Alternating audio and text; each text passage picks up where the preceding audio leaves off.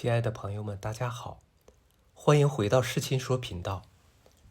上回我们了解了曹植纪实创作诗赋的实力，那么现在让我们再一起来看看宋代的大文豪苏东坡先生的创作速度和其中的故事吧。北宋时期，苏东坡曾任知制诰之职，在皇帝身边根据旨意起草诏书。后来他从这个位置上离任，接替苏东坡这个职位的是洪某。洪某对自己的文采颇为自负。有一天工作结束，他问身边的一个官吏说：“我草拟诏书的水平和苏轼比起来，谁更厉害啊？”那人回答说：“你们写的文章都很好，只是苏轼写的要快很多，而且不用查考典籍。”宋代周昭礼的《清波杂志》中记载了另外一个故事，也印证了苏轼的功力。书中写道，苏东坡在黄冈做官的时候，每当宴会上的歌姬劝酒助兴的时候，都会借机拿着纸笔向苏轼求诗。苏东坡从来没有拒绝过他们，每次都赠诗给他们。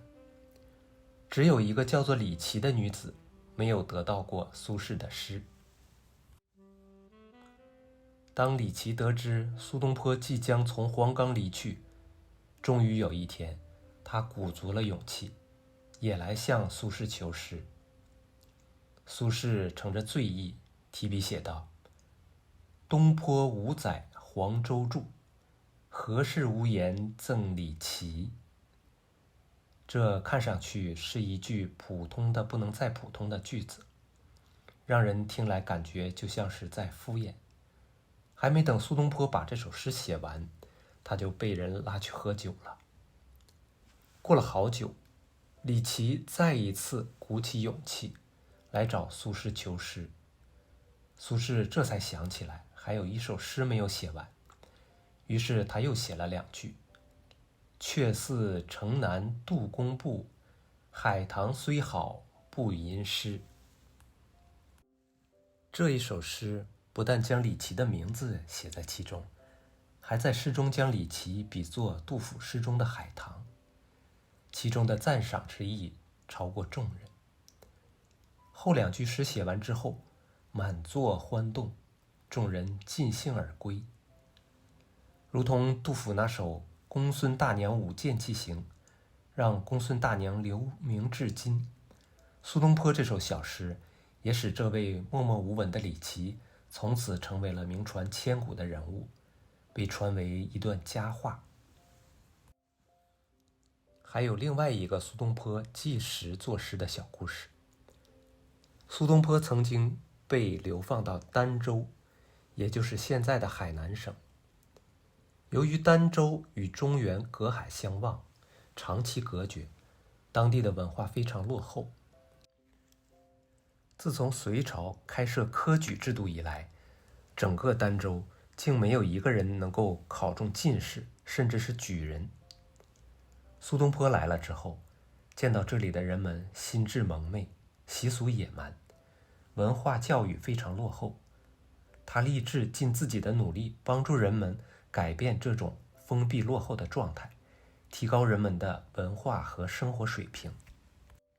为了使儋州的人们注重教育，当地的儿童得以学会读书写字，苏轼兴办了一所学堂，希望移风易俗，让文化事业能够发展起来，以此来改变儋州人民的生活。可是让他没有想到的是，当地人只想着捕鱼和种田，对他的这个做法一点也不感兴趣，根本没有人来上学。苏东坡虽然想了很多办法劝人们来听他的课，但是来到他的课堂听讲的人仍然很少。苏东坡只好去找他当地的好友李子云商量。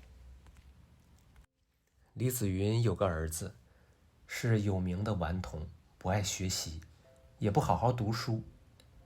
李子云常对儿子说起苏东坡学问很大，要多向苏东坡学习的事，儿子却从不把他的劝教放在心上。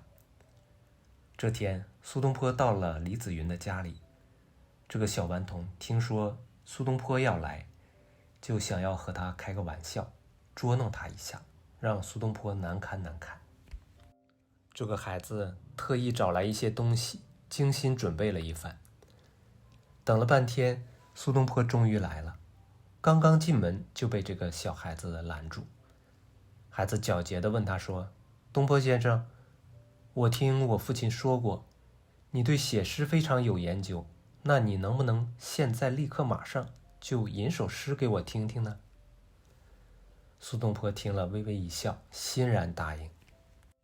小童指着绑在凳脚上的一只白鹤说道：“请先生对着这只鹤现在就吟出一首诗吧。”苏东坡觉得正好可以借这个机会劝他上学，于是吟道：“头戴红冠着白衣，游于江边绰虾鱼。”刚要继续往下吟，小童这时突然揭开一个陶盆上的盖子，指着里面对苏轼叫道：“接着吟，接着吟。”苏东坡定睛一看，原来是一只大乌鸦。于是他嘿嘿一乐，不假思索地接着前两句说道：“只因贪食归来晚，误入西之汉末迟。”做完了这首诗，他又和颜悦色地为小童详细讲解了一遍，让他理解其中的意思。借这首诗劝诫这个小孩子不要像这只可爱的白鹤一样，因为贪吃和贪玩而掉进王羲之每日苦练书法，而使整个池塘都被墨水染黑，变成了乌鸦，而是要爱惜光阴，学习知识。小童见苏东坡虽然名气很大，但待人谦逊真诚，一点架子也没有。他被苏轼的智慧和才华折服，连忙跑进院子里告诉父亲苏东坡先生来了。李子云急忙出来迎接，帮助苏东坡一起想办法怎样把学堂兴建起来。后来苏轼在儋州以载酒堂为校址，开始在其内讲学，传授诗书礼义之道，让儋州这片蛮荒之地逐渐变成了书声朗朗、玄声四起、家家好学、户户知礼的文化兴盛之地。苏轼有一个学生叫做姜唐佐，这个名字也很好，意为可以成为辅佐唐尧那样明君的贤才。姜唐佐是苏东坡众多学生当中最受苏东坡青睐的一位。姜唐佐学成北上赶考，苏轼满怀期望的赋诗祝愿他成功。诗中写道：“沧海何曾断地脉，朱崖从此破天荒。”意为即使是苍茫无际的大海，也阻隔不了文脉的传承。远离中原，位于天之涯海之角的儋州，从今往后定然会文化昌隆。姜唐佐果然考中，成为有史以来儋州的第一位举人。不久，苏东坡的另一位学生蒲阙又考中了进士，更成为了整个海南岛的首位进士。从此之后，海南人才辈出，从宋代直到清末，共考中举人767名，进士97名。宋哲宗元符3年，苏轼得到了大赦的诏令，重返中原。临别时，前来为苏轼送行的百姓和学生络绎不绝，不舍他就此离去。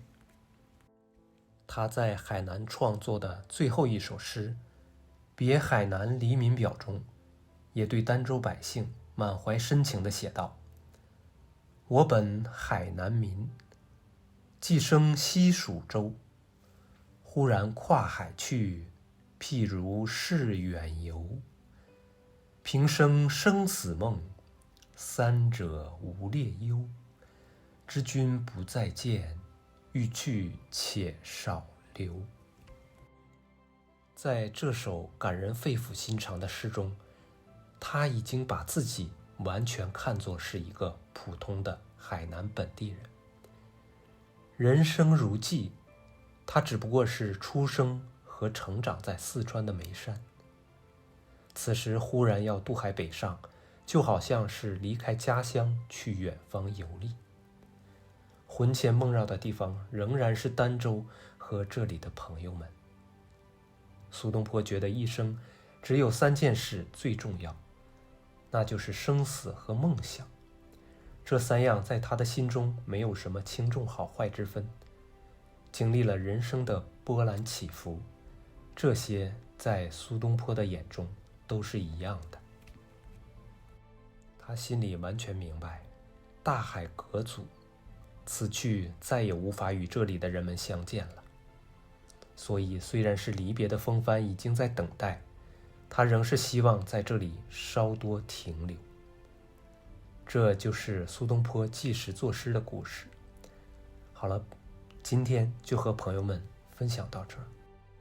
还没订阅的朋友，如果您喜欢，欢迎点击订阅诗琴说频道，再打开旁边的小铃铛，以便于收到接下来的视频。感谢您的支持，我们下期见。